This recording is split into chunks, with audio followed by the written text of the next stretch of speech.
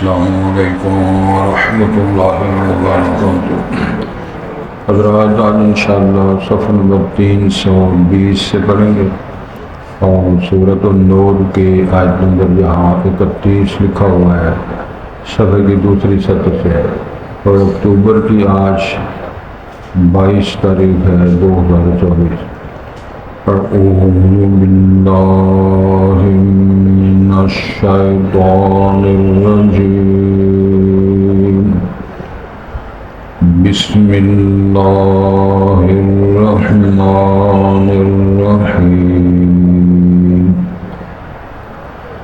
وَأَنكِحُوا الْأَيَامَ مِنكُمْ وَالصَّالِحِينَ مِنْ عِبَادِكُمْ وَإِمَائِكُمْ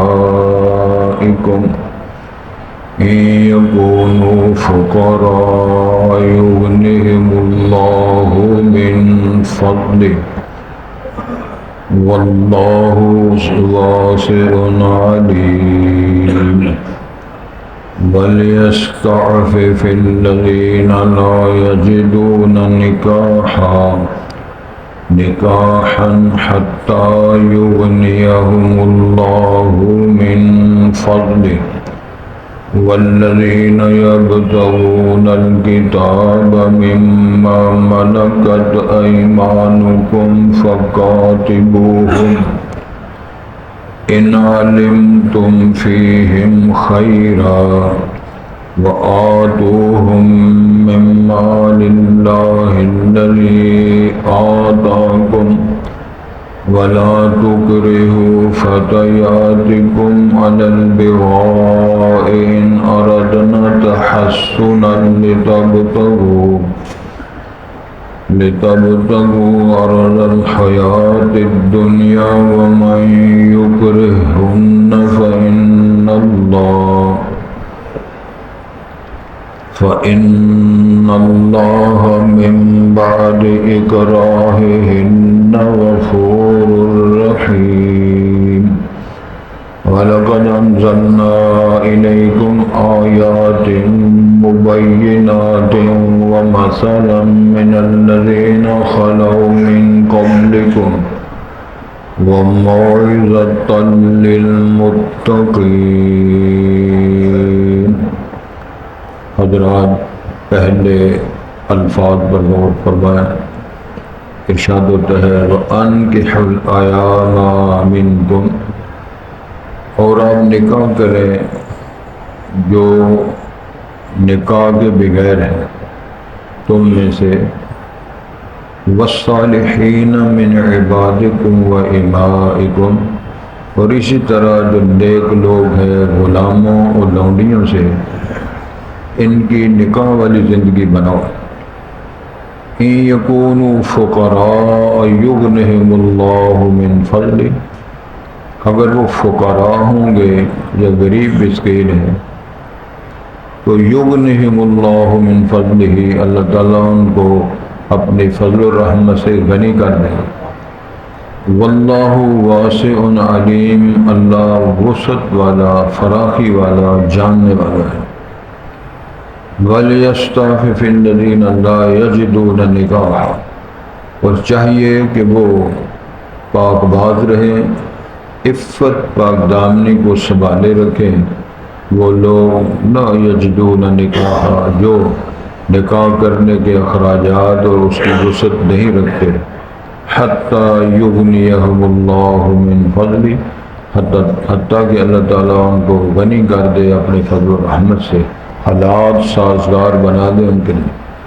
والذین یبتغون الکتاب مما ملکت ایمانکم، اور وہ لوگ جو چاہتے ہیں تم میں سے مکاتبت، تحریر، اس کی انشاءاللہ وضاحت کرتے ہیں، مما ملکت ایمانکم، ان سے جن کے تمہارے دائیں ہاتھ مالک، غلاموں میں سے یہ کی اصطلاح ہے، اس کی انشاءاللہ وضاحت کرتے ہیں، سمجھ آ جائے۔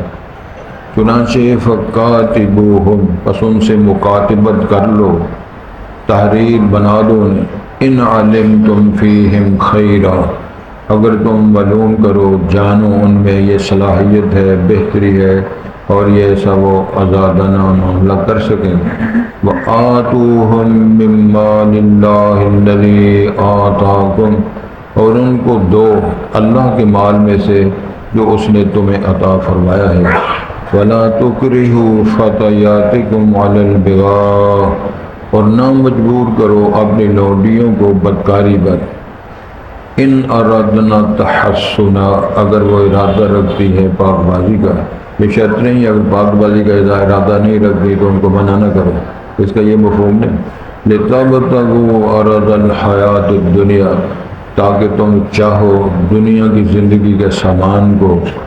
وَمَن يُكْرِهْهُنَّ، جو شخص ان کو مجبور کرے گا بے حیائی اور بدکاری پر اپنی لونڈیوں کو، فَإِنَّ اللَّهَ مِن بَعْدِ إِكْرَاهِهِنَّ غَفُورٌ رَحِيمٌ، بے شک اللہ تعالیٰ ان بیویوں کے مجبور حالت میں جو ناجائز کام کروانے پر اللہ ان بیویوں کو معاف کرنے والا اور رحم کرنے والا ہے، کیونکہ ان کا اس میں قصور نہیں۔ وَلَقَدْ أَنزَلْنَا إِلَيْكُمْ آيَاتٍ مُبَيِّنَاتٍ، اور تحقیق ہم نے آپ کی طرف آپ کے لیے آیات نازل فرمائی ہیں جو واضح ہیں، جن کے احکامات، جن کے فیصلے دو ٹوک ہیں۔ وَمَثَلًا مِّنَ الَّذِينَ خَلَوْا مِن قَبْلِكُمْ، اور ان لوگوں کی مثالیں بھی بیان فرمائی ہیں جو تم سے پہلے گزر چکے ہیں۔ وَمَوْعِظَةً لِّلْمُتَّقِينَ، اور اس کے اندر وعظ ہے، نصیحت ہے تقوی اختیار کرنے والے، گناہوں سے بچنے والے، اللہ سے ڈرنے والے جو لوگ ہیں، ان کے لیے اللہ نے رہنمائی، نصیحت بیان فرمائی ہے۔ حضرات، دین اسلام کی تعلیمات میں نکاح کو جو اہمیت حاصل ہے وہ دوسری قوموں میں اس کا وہ تصور بھی نہیں، کنسپٹ نہیں ہے۔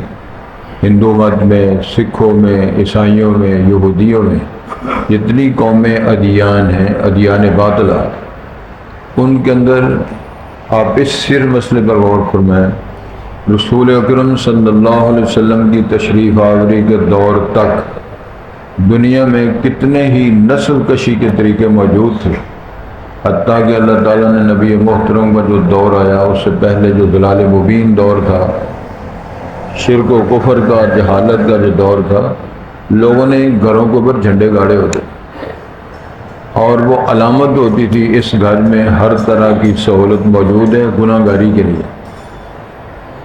حتیٰ کہ اس دور میں یہ بھی تھا کہ ایک عورت 8، 10، 20 بندوں سے رابطہ کرتی جنسی تعلقات کے لیے، جب وہ کسی بچے کو پھر جنم دے دیتی، پھر اس کو وہ دعوت دیتی ان تمام لوگوں کو جو اس گناہ میں یا اس عمل میں شریک ہوتے، اور وہ اس کو اختیار ہوتا، یہ عرب کا دستور تھا کہ وہ بچہ کسی کے ساتھ وہ منسوب کر دیتی کہ یہ تیرا بچہ ہے، اور وہ اس بات پہ مجبور ہوتا کہ وہ انکار نہیں کر سکتا تھا۔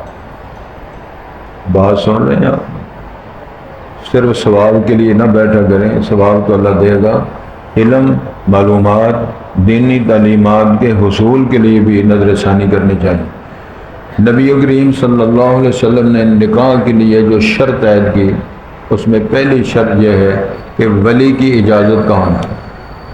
ولی کون ہے؟ یہ مستورات کے لیے، خواتین کے لیے اس کا باپ اگر زندہ ہے تو وہ ولی بنے گا، اگر چچے ہیں، بھائی ہے، ماموں ہے، مرد حضرات میں سے کوئی ذمہ دار ہے، وہ اس کا ولی بنے گا نکاح کی اجازت کے لیے، تاکہ معاشرے میں باعزت زندگی گزارنے کا یہ بیوی سبب بنے کہ یہ منکوح ہے، کسی کی بیوی ہے اور شادی شدہ ہے۔ اگر کسی کا ایسا کوئی رشتہ نہیں، کوئی سرپرست نہیں، تو نبی کریم کا فتویٰ ہے جس کا کوئی ولی نہیں ہے وَالسُّلْطَانُ وَلِيٌّ لَهُ، پھر سلطان جو ہے ذمہ دار ہے، چیئرمین ہے، یا جس طرح کے ہمارے ہاں ذمہ دار لوگ ہوتے ہیں، پھر اس کی وہ سرپرستی کرے گا۔ غرض یہ ہے کہ عوام لوگوں کو پتہ چلے، بلکہ رسول پاک صلی اللہ علیہ وسلم اعلنوا بالنکاح، نکاح کا اعلان ہو، لوگوں کو پتہ چلے کہ فلاں بندہ فلاں ببی کا نکاح ہو رہا ہے اور یہ شادی شدہ جوڑا بن گیا، میاں بیوی ہے، تاکہ انگشت بازی اور توہین آمیز لہجے سے لوگ انگلیاں اٹھا کے اس معاشرے میں اس کی عزت پر حملہ نہ کریں۔ نکاح کے ذریعے سب سے پہلی بات یہ عفت اور پاک دامنی کی حفاظت ہوتی ہے، نکاح کے ذریعے حسب نسب کی حفاظت ہوتی ہے، نکاح کے ذریعے نظام وراثت کی حفاظت ہوتی ہے، اس کے علاوہ دنیا میں کوئی طریقہ نہیں۔ اور باقی قوموں میں اس سلسلے کا، ان شرائط کا تصور بھی نہیں، صرف جوڑا بننا، صرف میاں بیوی بننا، یعنی میاں بیوی عمل کے لیے جمع ہونا، اور کوئی اور غرض نہیں ہے۔ دین میں سب سے بنیادی اس عمل میں نکاح شرعی کے اندر مدت مقرر نہیں، یہ بھی ذہن نشین فرما لیں۔ جس نکاح کے اندر میعاد کا تعین ہو اس کے نکاح متع کہتے ہیں، کورٹ میرج کہتے ہیں، بے حیائی کہتے ہیں، اغوا کہتے ہیں، بدکاری کہتے ہیں، یہ الفاظ الگ الگ ہیں، ترجمہ صاحب کہے گی۔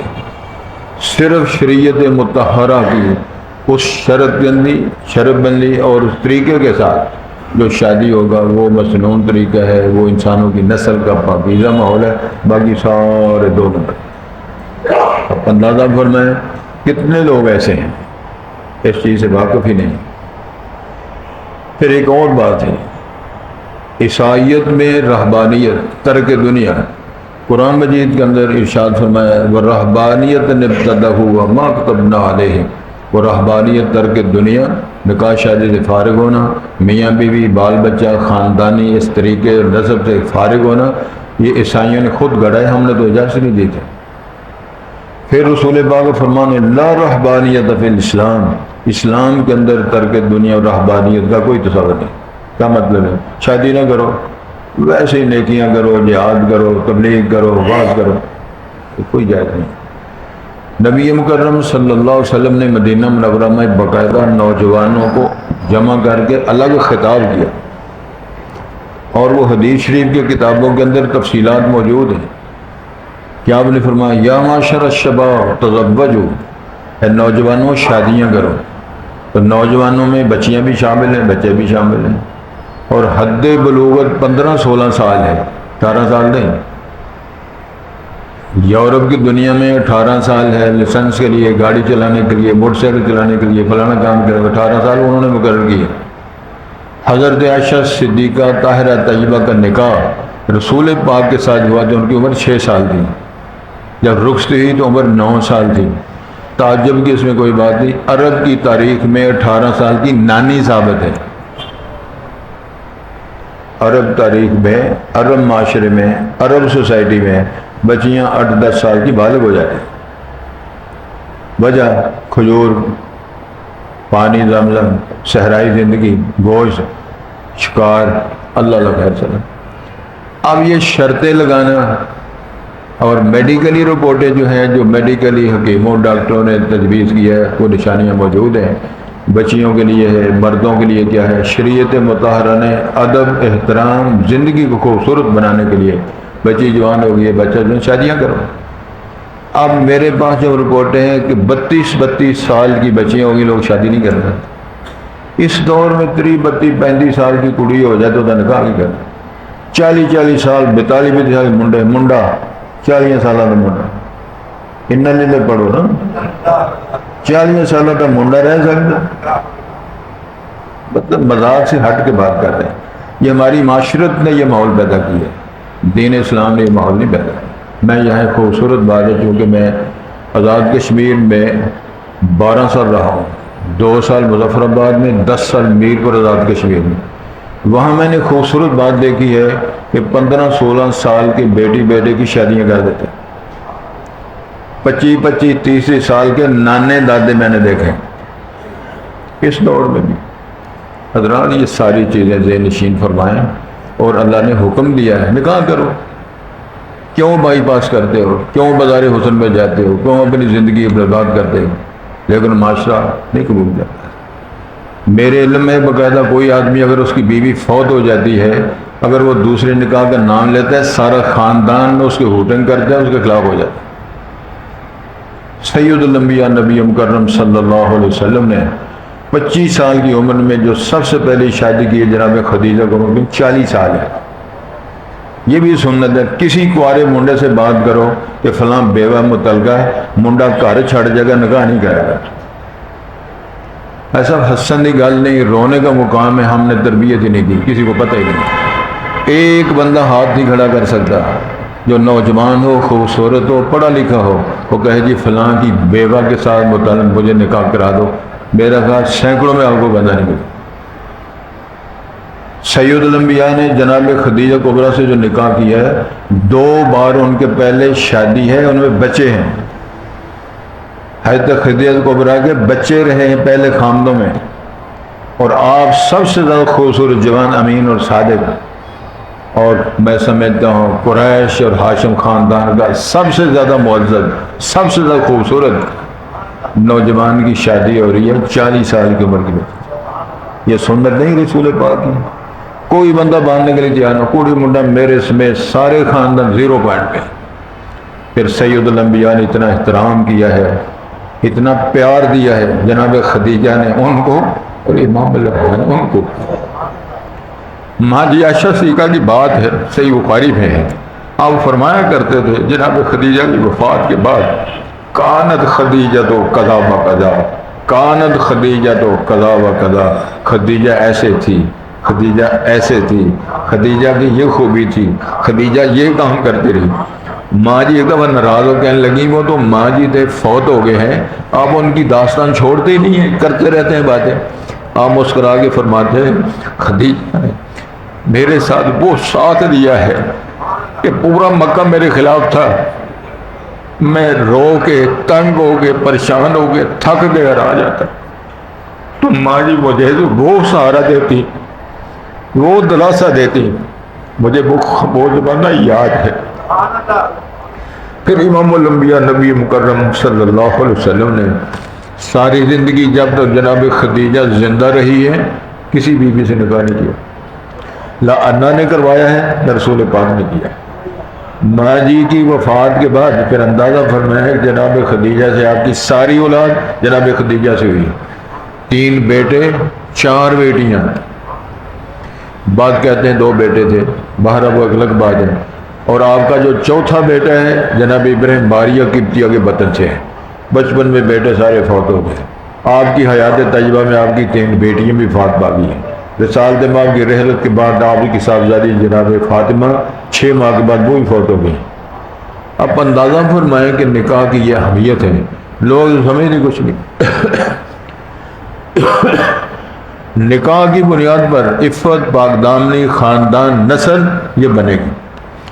جس خاندان میں، اب ایک اور مسئلہ یہاں توجہ کریں، میرے ذہن میں آ گیا ہے، کچھ لوگ کہتے ہیں جی جب قیامت کا دن ہوگا تو ماؤں کے نام پر پکارا جائے گا۔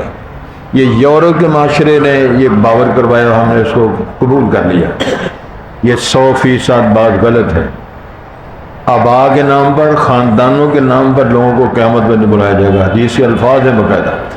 رسول پاک نے فرمایا لوگوں کو بلایا جائے گا بِأَسْمَائِهِمْ وَأَسْمَاءِ آبَائِهِمْ وَأَسْمَاءِ قَبَائِلِهِمْ، کہ سبحان اللہ نہیں آتے، لڈو مٹھائیاں نہیں ملنی ہیں، سبق پڑھ رہے ہیں، یعنی بندوں کو ان کے نام، ان کے آبا، ان کے خاندانوں کے نام پر بلایا جائے۔ وہ ریزن یہ پیش کرتے ہیں جنہوں کے عیسیٰ علیہ السلام کا والد نہیں ہوگا ان کے احترام کے لیے ماں کے نام پر۔ بعد میں کرنا چاہتا ہوں عرب معاشرے میں نہیں، یورو معاشرے میں یہ ہے کہ ابے کا بھائی معاملہ کوئی نہیں، اماں کے نام پر ہی، ابے کا پتہ ہی کوئی نہیں۔ ایک اور بات ذہن نشین فرمایا، مائیں کہیں ہو سکتی ہیں، کیا معنی ہے کہ باپ دوسری بیوی، تیسری بیوی، چوتھی بیوی بھی کر سکتا ہے، اور ساری مائیں ہیں۔ وہ رضائی ماں بھی ہو سکتی ہے، رسول پاک کی رضائی والدہ تھی جن دودھ پلایا۔ لیکن ایک لطف کی بات ہے جو ہماری اردو زبان ہے، اس کو لشکری زبان کہتے ہیں۔ ماں جو ہے اس کی جمع آتی ہے مائیں، سبحان اللہ کو، ابا، باپ، اس کی جمع ہے ہی نہیں۔ باپ کی جمع، ابے کی جمع، کیوں جی ڈاکٹر صاحب یہ ایسے جملے ہیں، ابا ایک ہی ہے، ابے نہیں ہوتے، ابا ہوتا ہے، باپ نہیں ہوتے، باپ ہی ہوتا ہے۔ شریعت نے اس رلے کو، شراکت کو پسند ہی نہیں کیا۔ جس طرح خالق کائنات امام الانبیاء کا کوئی استاد دنیا میں کہے اللہ نے پسند ہی نہیں کیا، دنیا میں کوئی بندہ اس قابل ہی نہیں تھا جو کہے جی میں نے رسول اللہ کو پڑھایا ہے، اللہ نے یہ برداشت نہیں کیا۔ رسول پاک صلی اللہ علیہ وسلم کی تعلیم دینے کے لیے رب الفرما ہم کافی ہیں، کوئی استاد رسول پاک کا دنیا میں نہیں ہوا، یہ رستہ ہی بند کر دیا، پڑھے کسی سے نہیں، ساری کائنات کا معلم بنا دیا۔ بڑے ایک اور جناب ڈاکٹر صاحب ایک بزرگ نے بات کہی، جناب آدم کی الف النبی الامی، امی کا ترجمہ جو لوگ کرتے ہیں انہیں پڑھے بھی نہیں ہیں، میرے خیال میں ان کو غور کرنا چاہیے۔ رسالت مآب کی شان عظمت کا معنی یہ ہے کہ رسول پاک کو کسی نے پڑھایا نہیں، کیوں؟ کوئی اس قابل نہیں تھا، لائق نہیں تھا جو رسول پاک کا استاد کہلائے، یہ اللہ کو پسند ہی نہیں ہے۔ فرمایا النبی الامی، تو فرمایا جناب آدم کی الف اور جناب عیسیٰ کی یا، عیسیٰ علیہ السلام سے لے کر جناب عیسیٰ تک جو منصب، جو خوبیاں، جو صلاحیتیں، جو وقار، مقام اللہ نے انبیاء پہ ڈیوائیڈ کیا ہے، وہ سارا جمع کر کے رسول پاک کے کھاتے ہیں۔ ہمارا اس بات پر ایمان ہے، اسی عقیدے پر اللہ ہمیں زندہ رکھے، اسی عقیدے پر اللہ موت دے۔ اب مسئلہ کیا بیان ہو رہا ہے؟ شادی کا۔ جناب خدیجہ جب فوت ہو گئی پھر اللہ تعالیٰ نے رشتے کروائے۔ جب اس وقت کی بات آپ پڑھی ہے آپ نے، جناب عائشہ صدیقہ میں جو تہمت لگی، باتیں پھیلی، منافقین اس کی سربراہی کر رہے تھے، تو رسول اللہ صلی اللہ علیہ وسلم نے باقاعدہ صحابہ کرام صحابیات سے مشورے کیے، اور صحیح بخاری کے اندر تفصیلات موجود ہیں۔ آپ حضرت بریرہ سے پوچھتے ہیں، جناب ابو ہریرہ سے پوچھتے ہیں، جناب علی مرتضیٰ سے پوچھتے ہیں، حضرت عمر فاروق سے پوچھتے ہیں، مجھے بتاؤ، مجھے عائشہ کے بارے میں باتیں سنیے، مجھے کیا کرنا چاہیے۔ پھر آپ نے منبر پر بیٹھ کر مجمع عام سے خطاب کرتے فرمایا، اس کا مطلب علم غیب نہیں تھا، علم غیب ہوتا تو لوگوں سے باتیں کرنے کی کیا ضرورت ہے۔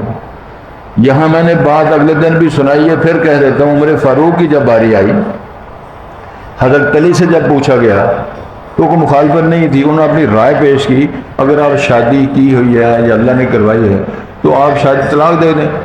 جب عائشہ آپ کی بیوی نہیں رہے گی تو الزام والی بات ختم ہو جائے گی، کہ رسول پاک کی بیوی نہیں ہے تو آپ طلاق دے دیں، بات ختم ہو جائے۔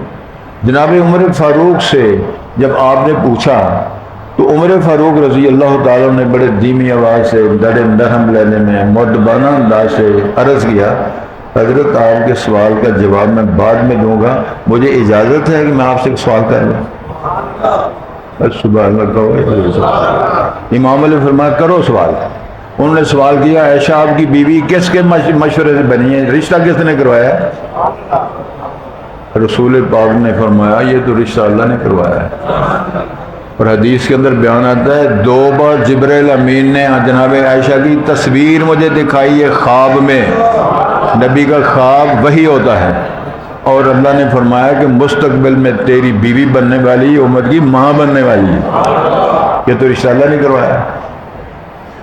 پھر وہ بزرگ جلال میں آ گئے، میان سے تلوار نکالی اور کہا جو بندہ، جو شخص عائشہ کو آپ کی زوجیت سے نکالے گا میں اس کو گردن اڑا دوں گا۔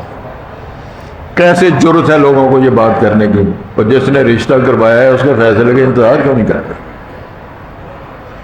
رسول اللہ صلی اللہ علیہ وسلم نے فرمایا عمر جزاک اللہ خیرا، اللہ تو زیادہ تو مسئلہ حل کر دیا، تو انہیں مسئلہ حل کر۔ پھر اگلی بات آپ نے سنی، اگلے دن بھی نبی محترم نے فرمایا یار جس کی بچی کا مسئلہ ہے اس کا بھی پتہ کرو، ابو بکر کا پتہ کرو اس کے کیا حال ہے۔ تو ماں جی فرماتی ہے رسول پاک میرے گھر آئے، یعنی میرے والد کے گھر آئے، ابو بکر کے گھر آئے، میرا ابا رو رہا تھا، میری ماں رو رہی تھی، میری ماں کی سہیلی رو رہی تھی، میں رو رہی تھی، قریب تھا کہ میرا جگر پھٹ جائے رو رو۔ آپ تشریف لائے، تو جب آپ تشریف لائے تو آپ کے آنے کی خوشبو پھیل گئی۔ آپ نے خطاب فرمایا میرے نام عائشہ، میں نے تیرے بارے میں باتیں سنی ہیں۔ وہاں حدیث کے بعد الفاظ المم کا معنی ہوتا ہے اللمم، قرآن مجید کے اندر بھی لفظ آتے ہیں اگر تو نے برائی کا ارادہ کیا ہے، سوچ پیدا کی ہے تو اللہ سے معافی مانگ، اللہ معاف کر دے۔ اگر تو نے کچھ نہیں کیا تو پھر اللہ تیری بریت فرما دیں گے۔ یہ آپ نے خطبہ دیا اور میرے سے سوال کیا. میں نے والد محترم سے عرض کیا کہ ابا جی نبی پاک کو جواب دو. ادب کے ساتھ ابو بکر خاموش رہے.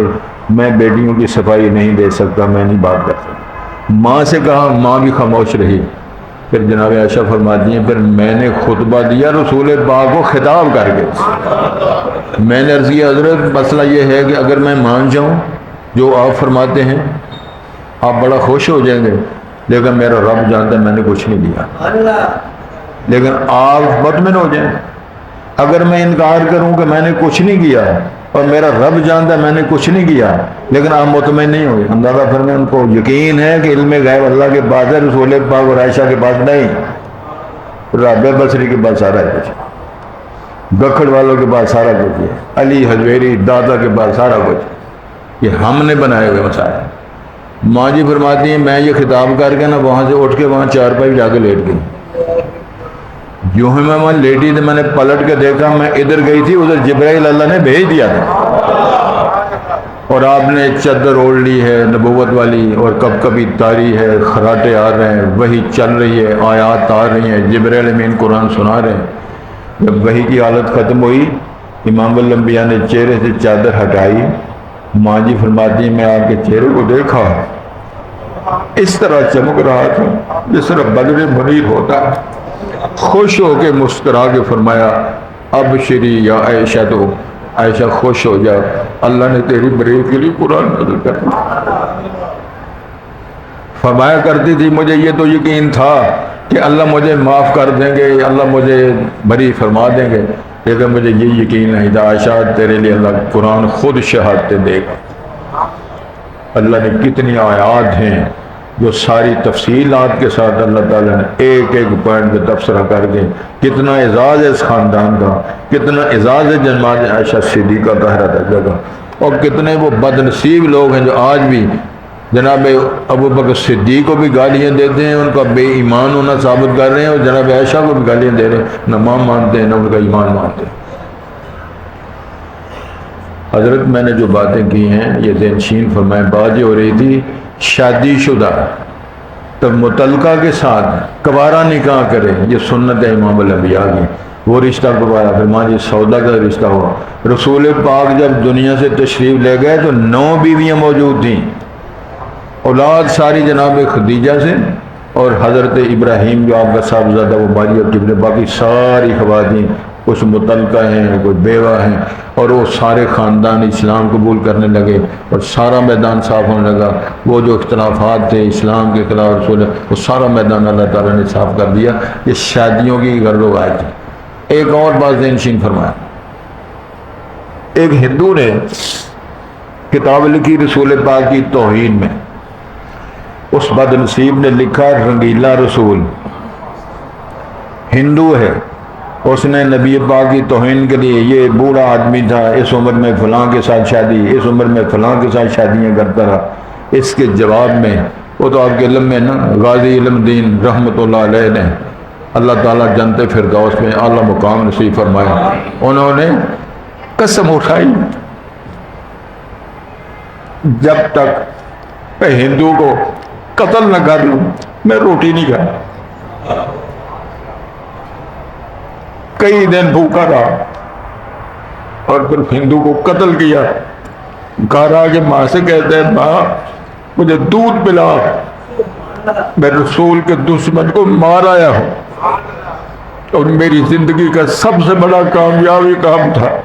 میں امید رکھتا ہوں کہ اللہ مجھے اس کام سے جنت عطا کر. اس دور میں علامہ اقبال مرحوم نے فرمایا تھا, اور ساری دنیا پیچھے رہ گئی کہ ترخانہ دا منڈا نمبر لگے. غازی علم دین رحمۃ اللہ علیہ نے رنگیلا رسول جو کتاب توہین رسالت میں لکھی گئی اس میں قتل کر دیا.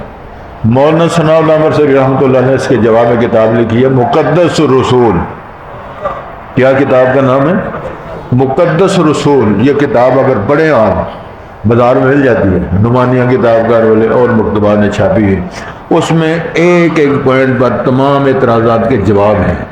پہلی شادی کس طرح کی، دوسری شادی کس طرح کروائی، تیسری شادی کیا ہوئی، پھر اس میں حالات کا پیدا ہوئے، قبیلے کتنے مسلمان ہوئے، پھر اس میں آزاد کتنے لوگوں کو کیا گیا، یہ ساری ڈیٹیل آج اس مقدر رسول نامی کتاب کے اندر موجود ہے۔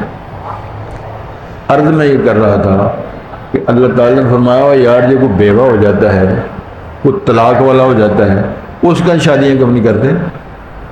شادیاں کرو۔ ان ایامہ کا معنی ہوتا ہے بے اور یعنی بے خامد، اس میں دونوں آتے ہیں، بیوہ بھی مطلقہ بھی، اور ان کے ساتھ شادیاں کرو۔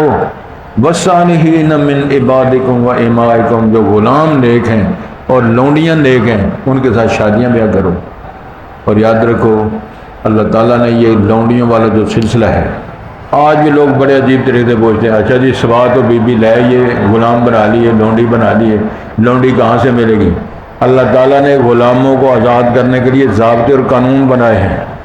منڈیوں میں بکنے والے، لڑائیوں کے اندر آنے والے، اسیر بننے والے، قیدی بننے والے بچے اور بیویاں، اور اللہ تعالیٰ نے بیان فرمایا یہ سلسلہ قیامت تک جاری رہنا ہے، اور اس میں اسلام اور مسلمان حکومتیں اب کافروں کے ساتھ جب وہ جنگ کریں گے، جہاد کریں گے، وہاں سے جو کچھ ملے گا وہ اگر اس میں بچے ہیں، بیویاں ہیں، مرد ہیں تو وہ غلام بنے گے، اگر آپ کے حصے میں وہ بیویاں ہیں تو وہ لونڈیاں بنے گی۔ یہ قیامت تک کے لیے سلسلہ جاری رہے گا۔ اس لیے ڈیفینیشن یہ ہے لونڈی کی، کوئی اسلامی حکومت دارالکفر کے ساتھ وہ جہاد کرے، ان کو اللہ کامیابیاں دے، وہاں سے ملنے والی بیویاں بندے وہ جب آپ کے اندر اسیر بن کر آئیں گے تو ان کی تقسیم ہوگی، وہ لونڈی اور غلام کہلاتے ہیں۔ بیاہ کرو، شادیاں کرو، آزاد کرو۔ ان یکونوا فقراء، اگر وہ فقیر ہیں، یغنہم اللہ من فضلہ، اللہ اپنے فضل سے ان کو غنی کر دے گا۔ آج کتنے لوگ ہیں بھاجی وسائل تھے کوئی بیاہ کرنا کریے۔ ایک بندے نے آ کے رسول پاک سے پوچھا حضرت میرے وسائل ٹھیک نہیں، میرا کاروبار ٹھیک ہے، فرمایا شادی کر۔ وہ پھر پوچھتا ہے شاید میری گل دی نہیں رسول پاک سمجھ لگی، تیرے سالت امام سے زیادہ سمجھدار کون ہے؟ میرا ایمان ہے کہ ساری کائنات سے سب سے زیادہ نبیوں ولیوں شہیدوں میں سب سے زیادہ سمجھدار عقل مند اگر شخصیت ہے رسول پاک۔ میرا خیال ہے میں گل سنا دیا، ڈاکٹر صاحب بیٹھے ہوئے، ہالینڈ کے میرے ایک دوست وہاں رہتے تھے، ان کا ایک غیر مسلم دوست تھا۔ اس بندے نے اپنے مسلمان بندے سے فون کر کے بات کی، یہ مجھے باقاعدہ اس ہالینڈ سے اور آنے والے ساتھی فاروق صاحب ان کا نام تھا، انہوں نے ساری تفصیل سنائی۔ وہ کافر ایک کتاب پڑھ رہا ہے، کسی فن میں لکھی ہوئی کتاب، وہ مذہب کو متعلقہ نہیں تھی، نہ کسی سنی بھابی کا مسئلہ تھا۔ اس بندے نے غیر مسلم نے میرے دوست جو مسلمان ہے ساتھی اس کو فون کر کے بتایا، اس کتاب کے اندر حوالہ موجود تھا کہ دنیا کے اندر جتنے لوگ پیدا ہوئے ہیں، انسان ہیں، بیویاں ہیں، بندے ہیں، ان میں نبی، ولی، شہید، سکالر، بڑے بڑے جرنیل، بڑے بڑے قائدین، بڑے بڑے رہنما دنیا کے اندر آئے ہیں۔ کیونکہ ہمارے پاس ڈاکٹر سرجن صاحب ہیں ماشاءاللہ تشریف ہے، ان کے والد محترم ہیں، اب اندازہ فرمائیں کہ اس عمر میں اپنے والد کا کتنا احترام کرتے ہیں۔ رشک آتا ہے کہ اللہ تعالیٰ ان کو جزائے خیر دے اور ان کے درجے اللہ بلند فرمائے۔ اس نے لکھا ہے کہ ہر انسان کے دماغ کے اندر 100 خلیے ہیں، کھانے سمجھنے، یہ میڈیکل ایک بات ہے جو باریکی کی سالتے ہیں۔ تو جتنے ذہین لوگ ہیں، کسی کا 1.5 خلیہ کام کرتا ہے، کسی 1 خلیہ کام کرتا ہے، جو سکالر ٹیب ہے 2.5 کرتا ہے، 3 کرتا ہے، 3.5 4 سے زیادہ انہوں نے کسی کا بیان نہیں کیا۔ کہنے لگے جو دنیا میں محمد نامی شخصی گزری ہے اس کے ہر وقت ہر حال میں 100 کے 100 خلیہ کام کرتے تھے۔ یہ کافر رپورٹ دے رہا ہے اور کوئی وہ میڈیکلی رپورٹ نہیں، نہ کوئی مذہبی کتاب ہے۔ وہ آپ نے بیلو کہتا ہے یارو تہاڈا جڑا رسول ہے جدا نام محمد ہے، اس کے سکالروں نے لکھا ہے میڈیکلی رپورٹوں میں ہے کہ دنیا میں 3.5 4 سے کوئی نبی ولی بھی نہیں پہنچے، لیکن جو محمد صاحب دنیا میں گزرے ہیں بیک وقت 100 کے 100 خلیے ان کے کام کرتے تھے۔ اس سے زیادہ فضیلت کی کون سی بات ہے؟ اِنَّا أَرْسَلْنَاكَ شَاهِدًا وَمُبَشِّرًا وَنَذِيرًا وَدَاعِيًا إِلَى اللَّهِ بِإِذْنِهِ وَسِرَاجًا مُنِيرًا۔ وما ارسلناک الا رحمۃ للعالمین کافۃ للناس الی یوم القیامہ. یہ شان عظمت کو سلام ہے. تو گزارش یہ ہے کہ رسول پاک نے فرمایا ان کے ساتھ شادیاں کرو، نکاح کرو. پھر کیا ہے، اگر تم فقیر ماڑے ہو اللہ غنی کر دے گا، اور ہو سکتا ہے وہ بی بی کا رزق اللہ نے زیادہ لکھا ہوا ہو. میرا خیال ہے میں ایک غلط سنا دینا بٹ سب اگر جاگتے رہیں. میں میرپور رہا ہوں. میرپور میرے ایک دوست تھے، وہ میاں بیوی فوت ہو گئے، تہجد گزار تھے. بازار صرافہ میں بڑے امیر آدمی، بہت اچھا آدمی تھا رحمۃ اللہ علیہ. تو اس کے ظاہر ان کی والدہ فوت ہو گئی. پھر ان کے والد صاحب وہ بھی میرے دوست رہے اور شادی کر لی. ان سے بچے پیدا ہوئے. اس کے جو یہ بھائی ہیں یعنی دوسری والدہ تھے، وہ دونوں بھائیوں کے گھر اولاد نہیں ہوئی، اور ان دونوں بھائیوں کے گھر جو ان کی بیویاں وہ بھی ہم بہن سکے، بھائی بھی سکے، وہ بیویاں بھی دونوں سکیاں بہن، اولاد نہیں ہوئی. ادھر میرے ایک دوست پروفیسر صاحب تھے، ان کے سامنے جھگیاں تھیں خانہ بدوش میں. اس خانہ بدوش نے اعلان کیا، یہ ساری بات میں باوثوق ذرائع سے خود راوی ہوں، میری آنکھوں کے سامنے سارے کام ہوئے. اس نے اعلان کیا یا اللہ پتر دے جانا، بال دے جانا، روٹی لب دی کوئی نہیں کھانا، منگ منگ کے لے ہی جانا، تو پھر پتر دے دیتے. اور ساڈے کو پتر لے لوے کہ سانو 2-3 لاکھ روپیہ دے چلے. اس بندے نے اعلان کیا خانہ بدوش جھگیوں والا. یہ بات چلتے چلتے نا بازار صرافہ میں وہ منڈے شنڈے سارے شگلی میں وہ کہنے لگے یار سنا منڈا وکدا ہے. سبحان اللہ. وہ گڈیاں لے کے اتنے آ گئے. ہاں بھائی تو اعلان کیا تو ہاں کیا ہے تو بیچیں گا منڈا؟ اسی آیا لینا سے گڈیاں دے آئے. سبحان اللہ. دے دو نال کہنے لگے اس طرح نہیں، نال ہی کچہریاں نے. میرا خیال 2.5-3 لاکھ کا سودا ہو گیا.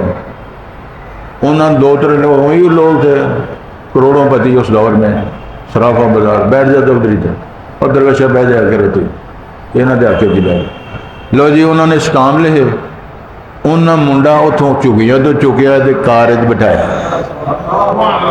سبحان اللہ. تو نہیں آخنا تو میں درس دینا بند کر دینا. چگیاں ماں بھی منگتی ہے، ابا بھی منگتا ہے، بھیناں بھی منگدیاں نے، بھرا بھی منگتے ہیں. اس خانے چک کے تے کار بٹھایا تے کوٹھیاں تے اے سی لگے نے. وہ منڈا کئی باری انگلینڈ دے پھیرے مار آیا، کنے عمرے گھر آیا. وہ جوان ہوندے غریب ہے، وہ منگتے پھرتے ہیں. اللہ اسے سونے دے پانیاں نہ رجا دیتا. یہ زندہ مثال ہے. اللہ فرماتے ہیں کسی کو تاج سلطانی، کسی کو بھیک در در دے میرے مولا تیری مرضی. یہ رزق اللہ نے الگ الگ لکھا ہے. یہ دلیل میں نے دی تھی، درس نہیں دیا، حوالہ دیا ہے. زندہ ہے میرے ساتھ جانا، میں سارا نقشہ کو دکھا دوں. اتوں چکیا تو بچ بٹھایا، وہ موجاں کرتا پیا. انہیں ویچ چھڈیا، انہیں خرید لیا تے وہ جناب انہوں پتر بنا لیا تے موجاں لگیاں ہر پاس. یہ کام میرے رب جی نے اللہ نے کر کے بتایا ہے. اور میں گلاں اگر سناواں تو انہوں تو بہت زیادہ گل ہے. شداد کون تھا؟ اللہ اکبر. شداد کی تاریخ یہ لکھی ہوئی ہے. سیلاب آیا، بیڑی ٹوٹ گئی، تختہ ٹوٹ گیا، ماں بھی غرق ہو گئی، سارے ایک چھوٹو بچہ بچ گیا. اللہ نے بچا لیا. سبحان اللہ. جبرائیل امین نے کہا یا اللہ یہ کی سلسلہ ہے، سارا کچھ تو مار دیتا ہے، ایک چھوٹو بچا لیا ہے. اللہ نے فرمایا میں نے تاریخ رقم کرنی ہے. یہ شداد تھا. پھر امیر بنا، پھر ڈاکو بنا، چور بنا، اس نے جنت بنائی، سارا کچھ کیا. جس وقت اپنی جنت کا افتتاح کرنے لگا اللہ نے فرمایا اسرائیل سے ایک گھوڑے تے بوے گا تے لت اتوں دی لنگائے گا تے اینو بہ نہیں دینا تے جنت دے دی بنائی جنت میں داخل نہیں ہونے دینا. جبرائیل امین نے تے اسرائیل نے عرض کیا یا اللہ کی مسئلہ ہے، اتنا خرچہ، اتنے باغ، اتنی بہاریں، اتنے موجاں، اینو چلو ویکھ ہی لین دے. فرمایا تجھے پتہ نہیں یہ کون ہے؟ یہ وہی بچہ ہے جو سارا کچھ غرق ہو گیا تھا، میں نے بچایا تھا، پالا تھا، جوان کیا تھا، سارا کچھ دیا تھا. آج یہ شداد بنا ہے اور میں نے اس کے بائے ہوئے باغ اور بہاروں میں اس کو منظر نہیں دیکھنے دینا۔ حضرت تاریخ کا مطالعہ کرو، کون تھے جناب یعقوب کے بیٹے؟ یعقوب کے بیٹے یوسف علیہ السلام کے بھائی کیا کر رہے تھے؟ اقتلوا یوسف او اطرحوہ ارضا یخل لکم وجہ ابیکم وتکونوا من بعدہ قوما صالحین، قتل کر دو، کنویں میں گرا دو۔ اللہ نے فرمایا کنویں میں گرا رہے ہو، مارنا چاہتے ہو، مجھے رب نہ کہنا کہ میں اسے بچا کر مصر کے تحت کا والی نہ بنایا اور تمہیں غریب کر کے مسکین کر کے کشکول پکڑا کے بھیک مانگنے کو اس کے دربار پہ نہ پہنچایا، مجھے رب نہ کہنا۔ دور آیا، وہ کنویں میں گرا کے چلے گئے، پھر سیارہ آیا، وہ قافلہ آیا، انہوں نے ڈول ڈالا، نکلا کہاں سے کہاں سے کہاں سے کہاں، پھر اللہ مصر کے تحت والی بنے، پھر اللہ نے ان پراؤن کر لیا، وہ تو دانے مل دینے جا کے دانا جائے گا۔ ایک باری دو باری میں مختصر بالکل خاکہ پیش کروں، تیسری بار جب گئے تو جا کے بھائیوں نے کہا ایوہ الملک، کتنے سخت جملے ہیں، اللہ نے ان سے مجھے کہلوایا، یہ ملک ہے، یہ بادشاہ ہے۔ بھائیوں کو کہنا پڑا ایوہ الملک، بادشاہ سلامت، یہ ہمارے پاس پونجی سامان پیسے تھوڑے، ہمیں دانے زیادہ چاہیے، حالات ہمارے اتنے کمزور ہیں، ہم تو زکوٰۃ کھانے والے، سارا خاندان غریب ہو گیا، وتصدق علینا، بادشاہ سلام سالے دے صدقہ کرو، ہم اتنے غریب ہو گئے ہیں، خرید بھی نہیں سکتے، معافی بھی نہیں دے سکتے، کچھ معاوضہ لے لو باقی صدقہ کرو۔ تو جناب یوسف کا دل ہل گیا، میرے بھائی، میرے بھتیجے، میرے والد محترم، میرا خاندان، پھر راز کھلنے لگا۔ اس وقت تک کسی کو کوئی پتہ نہیں دونوں کو کون کیا ہے، پوچھا، قرآن نے نقشہ پیش کیا، حل علمتم ما فعلتم بیوسف واخیہ اذ انتم جاہلون، اور دانے لینے والوں سوالیوں، تم یوسف کے ساتھ کیا کرتے رہے، اس کے بھائی کے ساتھ کیا کرتے رہے جب تمہیں معلومات نہیں تھی، تمہیں معیار یاد نہیں تھا۔ وہ پریشان ہو گیا دائیں بائیں دیکھنے کے، یہ تو کنعان کا مسئلہ ہے، ہمارے گھر کا مسئلہ ہے، مصر کے بادشاہ کو کس نے بتایا ہے؟ پریشان مجبور ہو گئے، جنہوں نے سوچی پہ گئے، اور ہو سکتا ہے یوسف کو ہم نے گرایا تھا کنویں میں مرا نہ ہو، نکل آیا ہو، بچ گیا ہو، لیکن ذہن میں یہ بات نہیں آتی کہ کنویں سے نکل کر وہ چپڑاسی لگ سکتا ہے، مزدور بن سکتا ہے، ماڑا موٹا کاروباری بن سکتا ہے، اور آتول مصر کے تحت کا والی کس طرح بنا؟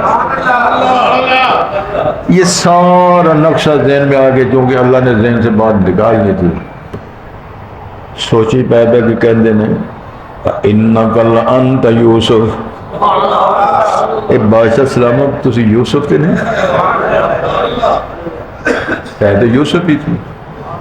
اور اندازہ فرمائیں جس بھائی کے ساتھ اتنے ظلم کیے بھائیوں نے، کوئی تانا نہیں دیا، تو گوش بازی آئے ہونا آ گئے اور مانگ دو اور فلانے، پتہ جو کہنے لگے انا یوسف و ھذا اخی، انا یوسف و ھذا اخی قد من اللہ علینا انہو من یتق و یصبر، سبحان اللہ، کہنے لگے میرا نام یوسف ہے، میرا بھائی بیٹھا ہے، جنہیں تبدیلیاں دیکھتے اس میں میرا کوئی کمال نہیں ہے، اس والے رب کا کمال۔ انہو من یتق و یصبر، جو اللہ سے ڈرتا ہے، صبر کرتا ہے، اللہ تعالیٰ صبر کرنے والوں کے اجر و ثواب کو ضائع نہیں کرتا، لا یضیع اجر المحسنین، اللہ تعالیٰ کی ضمانت ہے۔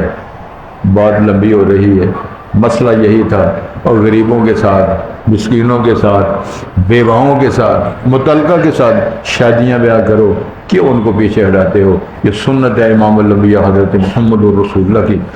تو اللہ ارشاد فرماتے ہیں وہ غریب آدمی سمجھ کے آگے شادی نہیں کرتے تو اللہ تو غنی کر، بھائی یہاں سے ہی ہو سکتا ہے اس کا رزق زیادہ لکھا ہوا، تمہارا تھوڑا ہو، یا ملو گے میاں بھی بنو گے کہ اولاد آئے گی تو اللہ جانے کتنی موج میلے لگ جائیں گے۔ کہ کام کر کے تو دیکھو، میں نے دیکھے ہیں 5 پتر تے 5 ڈاکٹر، سبحان اللہ. 5 پتر تے 5 ڈاکٹر تے 5 ڈاکٹراں دیاں جڑیاں بیویاں وہ بھی ڈاکٹر تے وہ بھی ویکھے نے 8 پتر تے ساریاں کھچا سارے ڈانگری کوئی دین کوئی ایمان کوئی عقل کوئی شعور کوئی حیا کوئی شرف بلا شے. اللہ سے یہی دعا کرنی چاہیے جو اللہ نے خود سکھائی ہے عباد الرحمن کے حوالے سے. وہ کیا کہتے ہیں؟ ربنا حب لنا من ازواجنا. پڑھ لو ایک باری. ربنا حب لنا من ازواجنا وذریاتنا قرۃ اعین وجعلنا للمتقین اماما. یا اللہ ٹبریاں بھی چنگیاں اولاد بھی چنگی بیٹیاں بھی چنگیاں اللہ انہاں دی اولاداں بھی چنگیاں اج اللہ تے میں سب تو چنگا بنا وجعلنا للمتقین اماما. میں بھی تہجد بنوں میری اولاد میری بیوی میری بیٹیاں میرے ہمسائے میرے قرب سارے نیک ہو جائیں. اللہ سے دعا ہے اللہ مجھے آپ کو قبول فرمائے اللہ تعالیٰ کی پریشانیاں دور فرمائے بیماروں کو صحت کامل فرمائے. باقی انشاءاللہ کل پڑھیں گے جو موج کرو.